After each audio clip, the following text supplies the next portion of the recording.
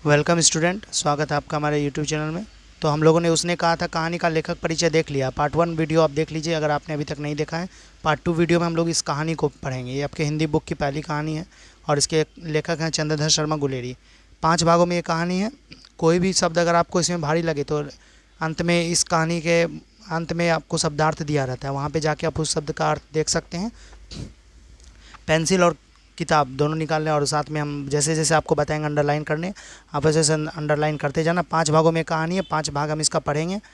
तो आप भी बुक निकाल लीजिए और मेरे साथ साथ आप भी देखते जाइए कहानी को, क्या ये कहानी है और अच्छे से समझना है, क्योंकि एग्ज़ाम में क्या करता है कहीं से भी प्रसंग उठा के आपको दे देगा। जैसे यहाँ पे एक है, तेरी कुरमाई हो गई। कुरमाई का मतलब होता है शादी। इस पर लड़की कुछ आंखें धर चढ़ कर कहकर दौड़ गई और लड़का मुंह देखता रह गया। ये बोलेगा ये 100 प्रसंग व्याख्या करने। तो आप पहले समझिएगा ये किस पार्ट से है और उसके लेखक कौन है। इतना सा लिखना पड़ता है 100 प्रसंग व्याख्या में। तो क्वेश्चन आंसर वाली वीडियो में मैंने बताया 100% व्याख्या कैसे लिखी जाती है। बातचीत का जो क्वेश्चन आंसर वाला वीडियो वो देख लीजिए। उसमें 100% व्याख्या में लेखक का नाम वो क्या है, निबंध है कि विधा है, और उस चैप्टर का नाम लिखना पड़ता है।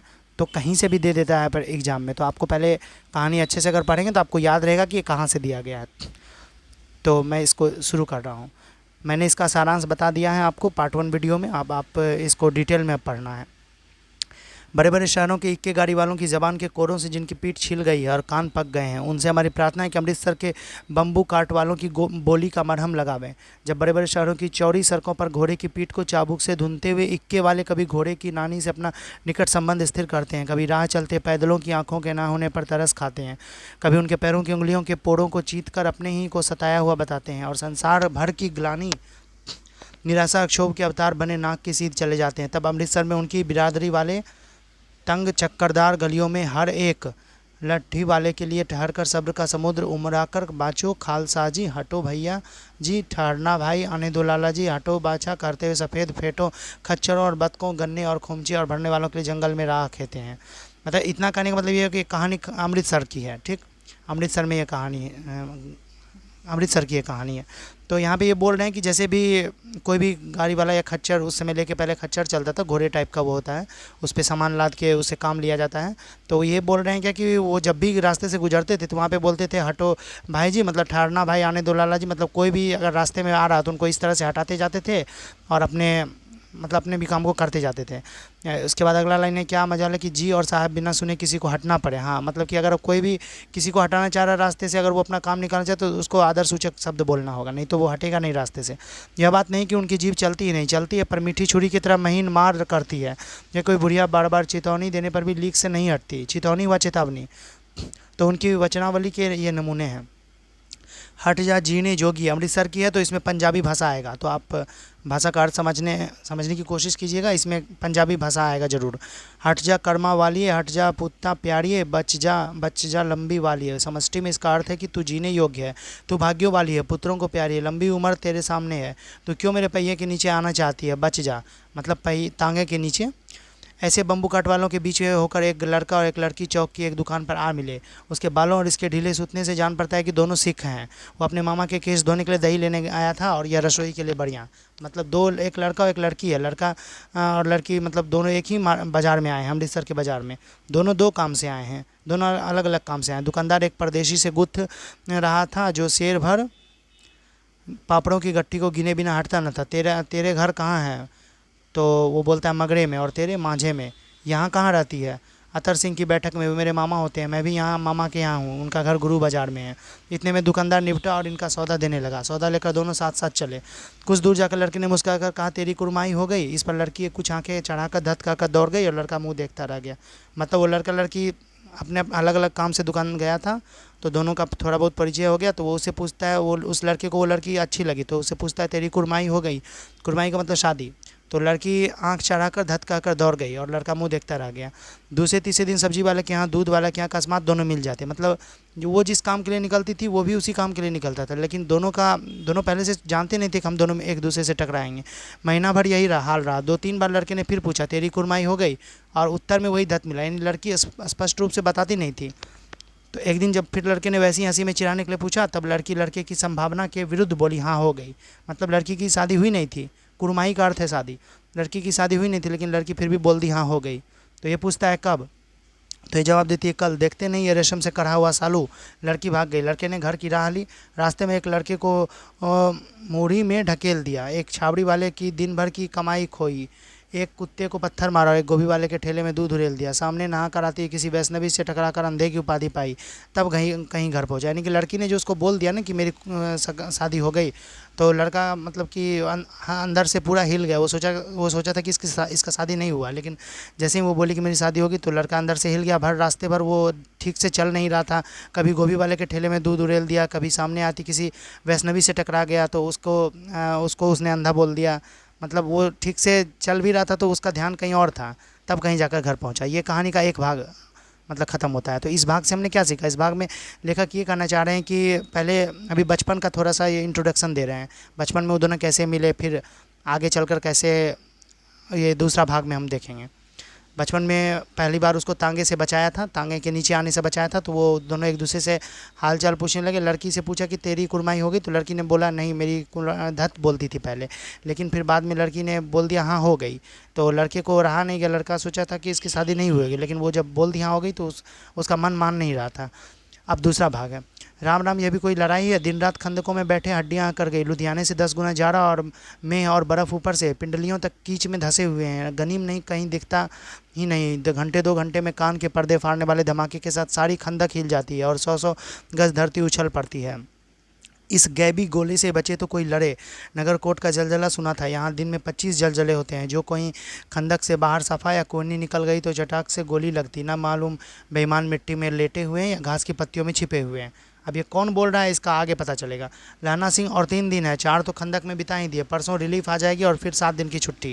यानी लहना सिंह, अब वो लड़का का नाम लहना सिंह था, वो बड़ा हो गया है, तो अब वो कहीं पे पोस्टेड है किसी जॉब में, वो देखते हैं किस जॉब में।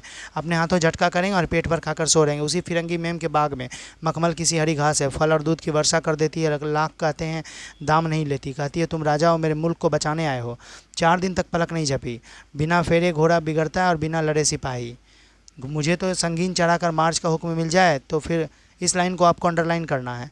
4 दिन तक पलक नहीं झपी, बिना फेरे घोड़ा बिगड़ता, बिना लड़े सिपाही। ये 100% व्याख्या में आ सकता है। तो जैसे घोड़ा सिपाही वाला बात हो तो ये समझ जाना है कि ये तो सूबेदार बन गया था। ये तो 77 राइफल में पोस्टेड था ये लहना सिंह, वो आगे आपको दिखेगा इसमें। तो आगे है, मुझे तो संगीन चढ़ाकर मार्च का हुक्म मिल जाए, फिर 7 जर्मनों को अकेला मार कर न लौटूँ, तो मुझे दरबार साहब की दहली पर मत्था टेकना नसीब ना हो। पाजी कहीं के कलों के घोड़े संगीन देखते ही मुंह फाड़ देते हैं और पैर पकड़ने लगते हैं। यूँ अंधेरे में 30-30 मन का गोला फेंकते हैं। उस दिन धावा किया था, 4 मील तक एक जर्मन नहीं छोड़ा था। पीछे जनरल ने हट आने का कमान दिया, नहीं तो सीधे बर्लिन पहुंच जाते। क्यों? सूबेदार हजारा सिंह ने मुस्कुरा कर कहा। यानी कि सूबेदार हजारा सिंह से इसकी बातचीत हो रही है लहना सिंह की। लड़ाई के मामले जमादार या नायक के चलाए नहीं चलते, बड़े अफसर दूर की सोचते हैं। आपको कहानी का सब नाम याद रखना है। सूबेदार हजारा सिंह उसने कहा था कहानी में है, यानी इसी कहानी में है।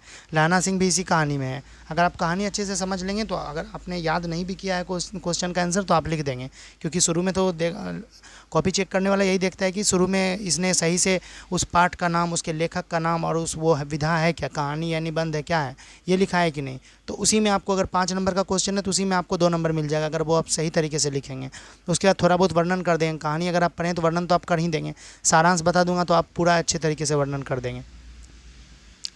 लड़ाई के मामले जमींदार या नायक के चलाए नहीं चलते, बड़े अफसर दूर की सोचते। 300 मील का सामना है, एक तरफ बढ़ गए तो क्या होगा? सूबेदार जी सच है, लहना सिंह बोला, पर करें क्या? हड्डियों में तो जाड़ा धस गया है। हड्डियों में जाड़ा धंसने का मतलब क्या हुआ? हड्डियाँ शिथिल पड़ गई है, इतना ठंड पड़ रहा है कि सूर्य निकलता नहीं और खाई में दोनों तरफ से चंबे की बावलियों के से सोते झड़ रहे हैं। एक धावा हो जाए तो गर्मी आ जाए। उद्यमी उठ सिगड़ी में कोले डाल, वजीरा तुम 4 जन बाल्टियां लेकर खाई का पानी बाहर फेंको। महासिंह शाम हो गई, ये खाई के दरवाजे का पहरा बदल दिया। कहते सूबेदार सारी खंदक में चक्कर लगाने लगे। मतलब सूबेदार लहना सिंह से ऊपर पोस्ट में था। वजीरा सिंह पलटन का विदूषक था। वजीरा सिंह का भी नाम आपको याद रखना है, इसको भी आप अंडरलाइन कर लीजिए। वजीरा सिंह पलटन का विदूषक था। विदूषक हुआ जोकर। बाल्टी में गंदला पानी, गंदला यानी गंदा, उस समय यही इसी तरह का वर्ड यूज होता था। तो आप हिंदी में बहुत वर्ड आपको मिलेगा जो आपको लगेगा किस तरह से टेढ़ा, कहीं मिसप्रिंट तो नहीं है, लेकिन ऐसा कुछ नहीं है, उसका रूपांतरण हो गया है बहुत सारे। जब मैं आपको ये पढ़ाऊँगा शब्द की प्रकृति व्याकरण में, तब आपको बताऊंगा कि कैसे कोई पुराना वर्ड नया वर्ड में बदल गया है। बाल्टी में गंदा पानी लेकर खाई के बाहर फेंकता हुआ बोला, मैं पाधा बन गया हूँ, करो जर्मनी के बादशाह का तर्पण। इस पर सब खिलखिला पड़े और उदासी के बादल फट गए। लहना सिंह ने दूसरी बाल्टी भर उसके हाथ में देकर कहा, अपनी बाड़ी के खरबूजों में पानी दो, ऐसा खाद पानी पंजाब भर में नहीं मिलेगा। उसके बाद है, हाँ देश क्या है, स्वर्ग क्या है, मैं तो लड़ाई के बाद सरकार से 10 गुना ज़मीन यहीं मांग लूँगा और फलों के बूटे लगाऊंगा। यानी सूबेदार और लहना सिंह और वजीरा सिंह में बातचीत चल रही है अभी। तो यहाँ पर है, हाँ लाड़ी हेरा को भी यहाँ बुला लोगे, या वही दूध पिलाने वाली फिरंगी मैम, चुप कर, यहाँ वालों को शर्म नहीं, देश देश की चाल। आज तक मैं उसे समझा न सका कि सिख तम्बाकू नहीं पीते, तम्बाकू वही तंबाकू।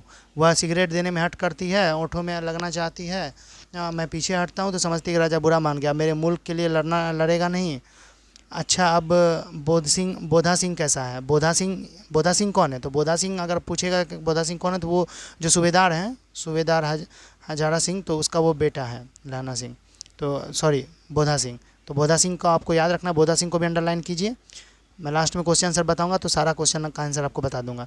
जैसे मैं जानता ही ना हूँ, रात भर तुम अपने दोनों कंबल उसे उड़ाते हो और आप सिगड़ी से के सहारे गुजर सकते हो। यानी कि वो अपने बेटे का देख रेख करता है और अपना एक ही कंबल में गुजर बसर कर रहा है। उसके पहरे पर आप पहरा दे आते हो, अपने सूखे लकड़ी के तख्तों पर उसे सुलाते हो और आप कीचड़ में पड़े रहते हो।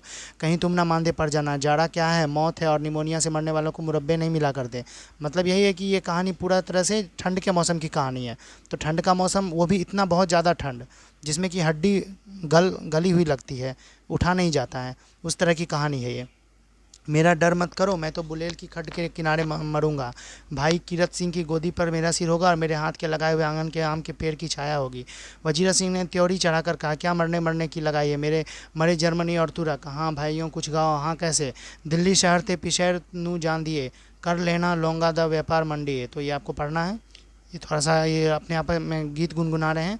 तो इसका अर्थ हुआ है, दिल्ली शहर से पेशावर को जाने वाली मंडी में लोगों का व्यापार कर लेना, सब्जी मंडी में अड़ी नारे का सौदा भी कर लेना। ओए अब हमें कद्दू चखना है, ऐ गोरे वर्ण वाली कद्दू अत्यंत स्वादिष्ट पका, अब हमें कद्दू चखना है। यानी कि ये लोग अभी थोड़ा सा हंसी मजाक कर रहे हैं आपस में। कहानी अभी भी रंग नहीं लिया, आगे देखते हैं तीसरे भाग में कहानी कहाँ से होती है। तीसरे भाग को यहाँ से हम देखते हैं। दोपहर भी रात गई है, दोपहर रात में, रात के दोपहर में अंधेरा है, सन्नाटा हुआ है। बोधा सिंह कौन है? सूबेदार का बेटा। खाली बिस्किटों के 3 टीनों पर अपने दोनों कंबल बिछाकर लहना सिंह के 2 कंबल और एक बरान कोट ओढ़कर सो रहा है। लहना सिंह पहाड़े पर खड़ा हुआ है, एक आंख खाई के मुंह पर और एक बोधा सिंह के दुबले शरीर पर। बोधा सिंह कह रहा है, क्यों बोधा भाई क्या है, पानी पिला दो। लहना सिंह ने कटोरा उसके मुंह से लाकर पूछा, कहो कैसे हो। पानी पीकर बोधा बोला, कंपनी छूट रही है। कंपनी मतलब कपकपाहट, रोम रोम में तार दौड़ रहा है, दांत बज रहे हैं, यानी कि बहुत ज़्यादा ठंड पड़ रहा है। तो उससे पूरा देह उसका काँप रहा है, दांत एक दूसरे से मतलब ज़्यादा ठंड होने की वजह से दांत एक दूसरे से कटकटा रहे हैं। अच्छा मेरी जर्सी पहन लो, जर्सी यानी शर्ट टी शर्ट, और तुम, मेरे पास सिगड़ी है और मुझे गर्मी लगती है, पसीना आ रहा है ना, मैं नहीं पहनता, 4 दिन से तुम मेरे लिए। हाँ याद आई, मेरे पास दूसरी गरम जर्सी है, आज सवेरे ही आए, विलायत से मेमें बुन बुन कर भेज रही है, गुरु उनका भला करे। यूँ कहकर लहना अपना कोट उतार कर जर्सी उतारने लगा। सच कहते हो और नहीं झूठ, यूँ कहकर ना ही करते बोधा को उसने ज़बरदस्ती जर्सी पहना दी और आप खाकी कोट जीन का कुर्ता भर पहन कर पहरे पर आ खड़ा हुआ। मेम की जर्सी की कथा केवल कथा थी। आधा घंटा बीता, इतने में खाई के मुंह से आवाज़ आई, सूबेदार हजारा सिंह। कौन? लपटन साहब, हुक्म हुजूर, कहकर सूबेदार तनकर फौजी सलाम करके सामने आया। देखो इसी दम धावा करना होगा, इसी दम धावा करना होगा, इसी दम मतलब इसी पल। मील भर की दूरी भर पूरब के कोने में एक जर्मन खाई है, उनमें 50 से ज़्यादा जर्मन नहीं है। इन पैरों के नीचे, जर्मन यानी जर्मनी वालों से लड़ाई है इनकी। इन पैरों के नीचे 2 खेत काट कर रास्ता है, 3-4 घुमाव है, जहाँ मोड़ है वहाँ 15 जवान खड़े कराया हूँ। तुम यहाँ 10 आदमी छोड़कर सबको साथ ले उनसे जा मिलो, खंदक छीन कर वहीं, जब तक दूसरा हुक्म ना मिले डटे रहो, हम यहीं रहेगा जो हुक्म। चुपचाप सब तैयार हो गए। बोधा भी कंबल उतार कर चलने लगा। तब लाना सिंह ने उसे रोका। लाना सिंह आगे हुआ तो बोधा के बाप सूबेदार ने उंगली से बोधा की ओर इशारा किया। लाना सिंह समझकर चुप हो गया। पीछे 10 आदमी कौन रहे, इस पर बड़ी हुज्जत हुई, कोई रहना न चाहता था। समझा बुझाकर सूबेदार ने मार्च किया। लपटन साहब लहना की सिगड़ी के पास मुँह फेर कर खड़े हो गए और जेब से सिगरेट निकाल कर सुलगाने लगे। 10 मिनट बाद उन्होंने लहना की ओर हाथ बढ़ाकर कहा, लो तुम भी पियो। आंख मारते मारते लाना सिंह सब समझ गया, मुंह का भाव छिपाकर बोला, लाओ साहब। हाथ आगे करते ही उसने सिगड़ी के उजाले में साहब का मुंह देखा, बाल देखे, तब उसका माथा ठनका। लेफ्टिनेंट साहब के पट्टियों वाले बाल एक दिन में कहाँ उड़ गए और उनकी जगह कैदियों के से कटे हुए बाल कहाँ से आ गए? शायद साहब शराब पिए हुए और उन्हें बाल कटाने का मौका मिल गया है। लाना सिंह ने जांचना चाहा। लेफ्टिनेंट साहब 5 वर्ष से उसकी रेजिमेंट में थे। क्यों साहब, हम लोग हिंदुस्तान कब जाएंगे लड़ाई खत्म होने पर? क्यों, क्या यह देश पसंद नहीं? नहीं साहब, शिकार के हुए मज़े यहाँ कहाँ। याद है परसाल नकली लड़ाई के पीछे हम आप जगधारी जिले में शिकार करने गए थे? हाँ हाँ वही। अब जब खोते पर सवार थे तब आपका खान सामा अब्दुल्ला रास्ते के एक मंदिर में जल चढ़ाने को रह गया था। बेशक पाजी कहीं का सामने से वह नीलगाय निकली कि ऐसी बड़ी मैंने कभी न देखी, और आपकी एक गोली कंधे में लगी और पुट्ठे में निकली। यानी अभी लड़ाई शुरू नहीं हुई, ये लोग आपस में बात कर रहे हैं सिर्फ। उसके बाद है, आपने कहा था रेजिमेंट की मैस में लगाएंगे, हाँ पर मैंने विलायत भेज दिया, तो आप इसको पढ़ सकते हैं। यहाँ पे अब नीचे हम लोग देखते हैं 4 भाग से कहाँ क्या होता है। होश में आओ, क़यामत आई और लेफ्टिनेंट साहब की वर्दी पहन कर आई है। क्या लेफ्टिनेंट साहब या तो मारे गए या कैद हो गए हैं? उनकी वर्दी पहनकर या कोई जर्मन आया है?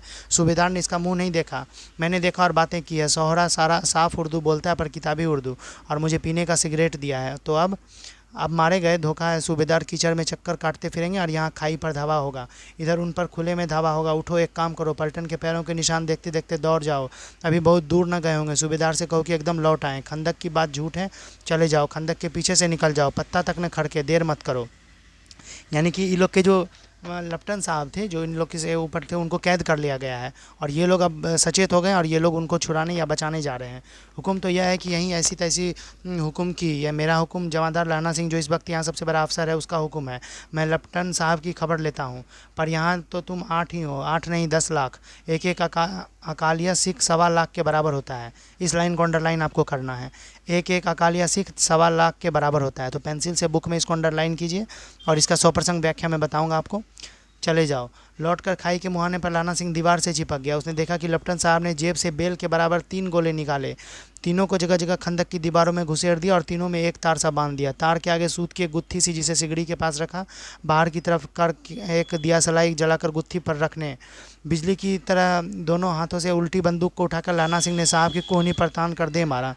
धमाके के साथ साहब के हाथ से दिया सलाई गिर पड़ी। लाना सिंह ने एक कुंदा साहब की गर्दन पर मारा और साहब आँख मीन गॉड, ओ माई गॉड कहते हुए चित हो गए। लाना सिंह ने तीनों गोले बीन कर खंदक के बाहर फेंके और साहब को घसीट कर सिगड़ी के पास लिटाया। जेबों की तलाशी ली, 3-4 लिफाफे और एक डायरी निकालकर उन्हें अपनी जेब के हवाले किया। साहब की मूर्छा हटी। लाना सिंह हंसकर बोला, क्यों लेफ्टिनेंट साहब, मिजाज कैसा है? आज मैंने बहुत बातें सीखी। यह सीखा कि सिख सिगरेट पीते हैं, यह सीखा कि जगाधारी के जिले में नील गायें होती है और उनके 2-4 फुट 4 इंच के सींग होते हैं। यह सीखा कि मुसलमान खानसामा मूर्तियों पर जल चढ़ाते हैं और लेफ्टिनेंट साहब खोते पर चढ़ते हैं। पर यह तो को ऐसी साफ उर्दू कहाँ से सीखा है? हमारे लेफ्टिनेंट साहब तो बिना डैम के 5 लफ्ज भी नहीं बोला करते थे।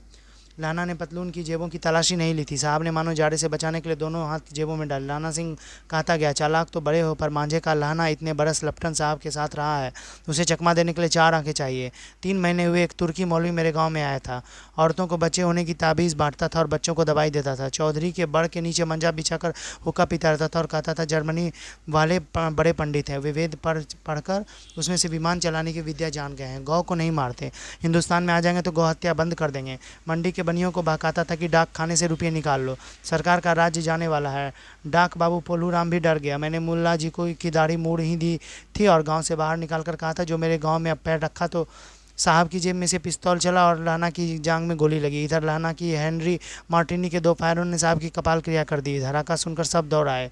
बोधा चिल्लाया, क्या है? लाना सिंह ने उसे तो यह कसूला दिया कि एक हड़का हुआ कुत्ता आया था, मार दिया, और औरों से सब का हाल कह दिया। सब बंदूकें लेकर तैयार हो गए। लाना ने साफा फाड़ कर घाव की दोनों तरफ पट्टियाँ कसकर बांधी। घाव मांस में ही था, पट्टियों के कसने से लहू निकलना बंद हो गया। उतने में 70 जर्मन चिल्लाकर खाई में घुस पड़े। सिखों की बंदूकों की बाढ़ ने पहले धावे को रोका, दूसरे को रोका, पर यहाँ थे 8 और वे 70। अपने मुर्दा भाइयों के शरीर पर चढ़कर जर्मन आगे घुसे आते थे। छोटे से मिनटों में वे अचानक आवाज़ आई, वाह गुरुजी की फतह, वाह गुरुजी का खालसा, और धारदार बंदूकों के फायर जर्मनों की पीठ पर पड़ने लगे। ऐन मौके पर जर्मन 2 चक्की के पाटों के बीच में आ गए। पीछे से सूबेदार हजारा सिंह के जवान आग बरसाते थे और सामने लाना सिंह के साथियों के संगीन चल रहे थे। पास आने पर पीछे वालों ने भी संगीन पिरोना शुरू कर दिया। एक किलकारी और अकाल सिक्खा दी फौज आई। वाह गुरुजी फतह, वाह गुरुजी दा खालसा, सत श्री अकाल पुरुष। और लड़ाई ख़त्म हो गई। 63 जर्मन या तो खेत रहे या करा रहे थे, मतलब 78 या 70 जर्मन आए थे, उसमें से 63 करा रहे थे। सिखों में 15 के प्राण गए। सूबेदार के दाहिने कंधे में से गोली आर पार निकल गई। नाना सिंह की पसली में एक गोली लगी। उसने घाव को खंदक की गीली मिट्टी से पूर लिया, मतलब ढक लिया, और बाकी का साफा कसकर कमरबंद की तरह लपेट लिया। किसी को खबर न हुई कि लाना के दूसरा घाव भारी घाव लगा है। लड़ाई के समय चांद निकल आया था, ऐसी चांद जिसके प्रकाश से संस्कृत कवियों का दिया हुआ छई नाम सार्थक होता है। और हवा ऐसी चल रही थी जैसे कि बाणभट्ट की भाषा में दंत विनोपदेशाचार्य कहलाती है। दंत विनोपदेशाचार्य का मैं मतलब बताऊंगा, शब्दार्थ है। वजीरा सिंह कह रहा था कि कैसे कैसे मन मन भर फ्रांस की भूमि मेरे फूटों से चिपक रही थी जब मैं दौरा दौरा सूबेदार के पीछे गया था। सूबेदार लहना सिंह से सारा हाल सुने और कागजात पाकर उसकी तुरंत बुद्धि को सराह रहे थे और कह रहे थे कि तू ना होता तो आज सब मारे जाते। इस लड़ाई की आवाज़ 3 मील दाहिनी ओर की खाई वालों ने सुन ली थी। उन्होंने पीछे से टेलीफोन कर दिया था। वहाँ से झटपट 2 डॉक्टर, दो बीमार ढोने की गाड़ियाँ चली जो कोई 1.5 घंटे के अंदर आ पहुंची। फील्ड अस्पताल नज़दीक था, सुबह होते थे वहां पहुंच जाएंगे, इसलिए मामूली पट्टी बांधकर एक गाड़ी में घायल लिटाए गए और दूसरी में लाशें रखी गई। सूबेदार ने लाना सिंह की जांघों में पट्टी बंधवानी चाहिए, पर उसने यह कहकर टाल दिया कि थोड़ा घाव है और सवेरे देखा जाएगा। बोधा सिंह ज्वर में बर्रा रहा था, वह गाड़ी में लिटाया गया। लाना को छोड़कर सूबेदार जाते नहीं थे। यह देख लाना ने कहा, तुम्हें बोधा की कसम और सूबेदारनी की सौगंध जो इस गाड़ी में न चले जाओ, और तुम मेरे लिए वहाँ पहुँचकर गाड़ी भेज देना। और जर्मन मुर्दों के लिए भी गाड़ियाँ आती होंगी, मेरा हाल बुरा नहीं है, देखते नहीं मैं खड़ा हूँ, वजीरा सिंह मेरे पास ही हैं। अच्छा, पर बोधा गाड़ी पर लेट गया। भला आप भी चढ़ जाओ। सुनिए तो सूबेदारनी, होड़ा को चिट्ठी लिखो तो मेरा मत्था टेकना लिख देना, और जब घर जाओ तो कह देना कि मुझसे जो उन्होंने कहा था वो मैंने कर दिया। गाड़ियाँ चल पड़ी थी। सूबेदार ने चढ़ते चढ़ते लाना का हाथ पकड़ कर कहा, तूने मेरे और बोधा के प्राण बचाए हैं, लिखना कैसा, साथ ही घर चलेंगे। अपनी सूबेदारनी को तू ही कह देना उसने क्या कहा था। अब आप गाड़ी पर चढ़ जाओ, मैंने जो कहा है वह लिख देना और कह भी देना। गाड़ी के जाते ही लाना लेट गया। वजीरा पानी पिला दे और मेरा कमरबंद खोल दे, तर हो रहा है। अब 5वां और अंतिम भाग की कहानी का। मृत्यु के कुछ समय पहले स्मृति बहुत साफ हो जाती है। यहाँ से आपको अंडरलाइन करना है ताकि आपको याद रहे कि संस्मरण इसी कहानी का है। मृत्यु के कुछ समय पहले स्मृति बहुत साफ हो जाती है। अंडरलाइन यहाँ से शुरू करना है आपको, जब मैं बोलूँगा वहाँ तक करना है। जन्म भर की घटनाएं एक एक करके सामने आती है, सारे दृश्यों के रंग साफ होते हैं, समय की धुंध बिल्कुल उन पर से हट जाती है। यहाँ तक आपको करना है। अब यहाँ से समझिए इस कहानी का सारांश क्या है। ये पूरी कहानी जो मैंने पढ़ा इसका मैं आपको पूरा अर्थ अब बताऊंगा कि क्या मैंने पहले तो इसको शुरू से पढ़ लिया, अब मैं आपको इसका बताऊंगा कि इस कहानी में कहना क्या चाह रही है, कहानी मामले में है किस चीज़ पर। तो यहाँ से लाना सिंह 12 वर्ष का है, अमृतसर में मामा के यहाँ आया हुआ है, दही वाले के यहाँ, सब्जी वाले के यहाँ, हर कहीं उसे एक 8 वर्ष की लड़की मिल जाती है। जब वह पूछता है तेरी कुर्माई हो गई, तब धत का कर वो भाग जाती है। एक दिन उसने वैसे ही पूछा तो उसने कहा हाँ कल हो गई। देखते नहीं यह रेशम के फूलों वाला सालू। सुनते ही लाना सिंह को दुख हुआ, क्रोध हुआ। क्यों हुआ? वजीरा सिंह पानी पिला दे। 25 वर्ष बीत गया। अब लाना सिंह नंबर 77 राइफल्स में जमादार हो गया है। तो आपको यहाँ से अंडरलाइन करना है, उस कहानी के 25 वर्ष बाद यहाँ से अंडरलाइन करना है, लाना सिंह 77 नंबर राइफल में जमादार है। तो ये आपको अंडरलाइन करना है। उस 8 वर्ष की कन्या का ध्यान ही ना रहा हुआ, ना मालूम वह कभी मिली थी या नहीं। 7 दिन की छुट्टी लेकर ज़मीन के मुकदमे की पैरवी करने वो अपने घर गया। वहाँ रेजिमेंट के अफसर की चिट्ठी मिली कि फौज लाम पर जाती है, फ़ौरन चले आओ। साथ ही सूबेदार हजारा सिंह की चिट्ठी मिली कि मैं और बोधा सिंह भी लाम पर जाते हैं, लौटते समय हमारे घर होते जाना, साथ चलेंगे। सूबेदार का गांव रास्ते में पड़ता था और सूबेदार उसे बहुत चाहता था। लाना सिंह सूबेदार के यहाँ पहुंचा। जब चलने लगे तब सूबेदार बेड़े में से निकल कर आया। बोला, लाना सूबेदारनी तुमको जानती है, बुलाती है, जा मिला। तो वही सूबेदारनी इसको बचपन में मिली थी, ये उसे जानता नहीं था। लाना सिंह भीतर पहुंचा। सूबेदारनी मुझे जानती है, कब से? रेजिमेंट के क्वार्टरों में तो कभी सूबेदार के घर लोग नहीं रहे। दरवाजे पर जाकर मत्था टेकना कहा। आशीष सुनी। लाना सिंह चुप। मुझे पहचाना नहीं? तेरी कुरमाई हो गई, धत कल हो गई। देखते नहीं रेशमी बूटों वाला सालू अमृतसर में। भावों की टकराहट से मूर्छा खुली, करवट बदली, पसली का घाव बह निकला। वजीरा पानी पिला, उसने कहा था। स्वप्न चल रहा है। सूबेदारनी कह रही है, मैंने तेरे को आते ही पहचान लिया। एक काम कहती हूँ, मेरे तो भाग फूट गए। सरकार ने बहादुरी का खिताब दिया है, लायलपुर में ज़मीन दी है, आज नमक हलाली का मौका आया है, पर सरकार ने हम तीमियों की घगड़िया पलटन क्यों ना बना दी, जो मैं भी सूबेदार जी के साथ चली जाती। एक बेटा है, फौज में भर्ती हुए उसे 1 ही वर्ष हुआ है, उसके पीछे 4 और हुए पर एक भी नहीं जिया। मतलब इसको 1 ही बेटा है, 4 और बेटा था लेकिन वो सब मर गया, ज़्यादा दिन नहीं जिया। सूबेदारनी रोने लगी। अब दोनों जाते हैं मेरे भाग। तुम्हें याद है एक दिन टांगे वाले का घोड़ा दही वाले की दुकान के पास बिगड़ गया था, तुमने उस दिन मेरे प्राण बचाए थे। बचपन में ये इसका प्राण बचाया था। आप घोड़े की लातों में चले गए थे और मुझे उठाकर दुकान के तख्ते पर खड़ा कर दिया था। ऐसे ही इन दोनों को बचाना, यह मेरी भिक्षा है। तुम्हारे आगे मैं आंचल पसारती हूँ। यानी कि इसने इसके आगे आगे मतलब बोला क्या कि तुम मेरी जैसे रक्षा किए थे वैसे ही मेरे पति और मेरे बेटे की रक्षा करना, इसने इसे वचन दिया था। रोती रोती सूबेदारनी ओबड़ी में चली गई, लहना भी आंसू पोंछता आप रक्षा करूँगा। तो उन दोनों को तो लहना सिंह ने बचा लिया, लेकिन ये खुद मर गया गोली लगने से। तो ये इसीलिए इस कहानी का नाम पड़ा है उसने कहा था, मतलब लहना सिंह को याद था कि उसने ऐसा कहा है मुझे रक्षा करना है, तो यही बात ये कहानी का शीर्षक बन गया। कहानी तो बहुत अच्छी है, तो आप इसका प्रश्न उत्तर भी अब यहाँ पे देखते हैं। उसने कहा था कहानी कितने भागों में बटी हुई, तो 5 भागों में बटी हुई है। कहानी के कितने भागों में युद्ध का वर्णन है, तो कहानी के 2 भागों में युद्ध का वर्णन है। अब कहानी के पात्रों की एक सूची तैयार करें। ये क्वेश्चन इंपॉर्टेंट नहीं है, ये दोनों भी इंपॉर्टेंट नहीं है। यहाँ से आपको एक क्वेश्चन बनाना है, लहना सिंह का परिचय अपने शब्दों में दें। तो प्रश्नोत्तरी वाली वीडियो में मैं इसका उत्तर बताऊँगा आपको। उसके बाद पाठ से लहना और सूबेदारनी के संवादों को एकत्र करें, ये इंपॉर्टेंट नहीं है। 3 नंबर और उसके बाद 5 नंबर, कल देखते नहीं ये रेशम से करा हुआ सालू, यह सुनते ही लहना की क्या प्रतिक्रिया हुई, तो ये आपको लिखना है। उसके बाद जाड़ा क्या है, मौत और निमोनिया से मरने वाले को मुरब्बे नहीं मिला करते। वजीरा सिंह के इस कथन का क्या आशय, ये सब प्रसंग व्याख्या में पूछ देता है। तो कहानी आपको बैठ के आराम से पढ़ना है। देखिए हिंदी की कहानी थोड़ी बड़ी होती है, वीडियो थोड़ा लॉन्ग होता है, लेकिन आपको अगर अच्छा नंबर लाना है तो थोड़ा टाइम पढ़ाई में आपको देना पड़ेगा। ऐसा नहीं है कि आप इससे बोर हो जाएं कि नहीं ये कहानी सब समझ में नहीं आती है। तो मैंने आपको सारांश बता दिया। सारांश अगर आपको नहीं समझ में आया तो आप कहानी का 5वां भाग फिर से पढ़ सकते हैं यहाँ से। तो यहाँ से सारा सारांश ऊपर की बातें तो सब में आपस में बातचीत है, लेकिन कहानी कहना क्या चाह रही है 5 नंबर से शुरू है। तो ये भी आप पढ़ लेंगे तो आपको समझ में पूरा कहानी आ जाएगा, ज़्यादा कुछ नहीं है। और ये आपको नाम इसमें जितने आए उतना ही याद रखना है। और एक और महत्वपूर्ण बात, लास्ट में यहाँ देखिए शब्दार्थ है। गनीम का मतलब दुश्मन, गैबी का मतलब आसमानी, तो ये आपको याद रखना है। परीक्षा में नहीं पूछा जाता, लेकिन अगर आपको पाठ में कहीं पर भी ये वर्ड आ जाता है तो आपको फिर समझ में नहीं आएगा ये पुरानी हिंदी का वर्ड है। तो अभी तो हम लोग इस हिंदी में प्रयुक्त करते हैं कोई भी शब्द, अब हम लोग के बोलचाल में ये सब हिंदी अब नहीं आती है। तो ये मुरब्बे का मतलब है नहरों के पास की ज़मीन। मुरब्बा मतलब खाने वाला मुरब्बा नहीं, नहरों के पास की ज़मीन को मुरब्बा बोला जाता है। खान समा हुआ रसोईया, तो ये सब आपको देखना है, अर्थ कॉपी में लिख लीजिएगा। तो वीडियो अगर अच्छी लगे तो वीडियो को लाइक करें। नेक्स्ट वीडियो हमारी आएगी इस पार्ट के प्रश्न उत्तर में, तो मैं वीडियो को रोक रोक के बनाऊंगा, तो आप उसको देख लेंगे कौन कौन सा इंपॉर्टेंट क्वेश्चन है ये भी उसमें बता दूंगा। तो कल हम लोगों का नया पार्ट होगा संपूर्ण क्रांति जयप्रकाश नारायण। तो एक तरफ से मैं सारी पहले कहानी पढ़ा दूंगा, उसके बाद व्याकरण हम लोग शुरू करेंगे। व्याकरण में आप लोगों को अच्छा ऑब्जेक्टिव पूछा जाता है, 50 नंबर का रहता है, जिसमें से कि आपको लगभग 30 नंबर का व्याकरण ही रहता है और 20 नंबर का रहता है आपके पाठ्य पुस्तक का क्वेश्चन आंसर ऑब्जेक्टिव में। तो आपको व्याकरण भी पढ़ना है। तो अगली वीडियो हमारी रहेगी संपूर्ण क्रांति जयप्रकाश नारायण की। तो वीडियो अच्छी लगे तो वीडियो को लाइक करें। Thank you.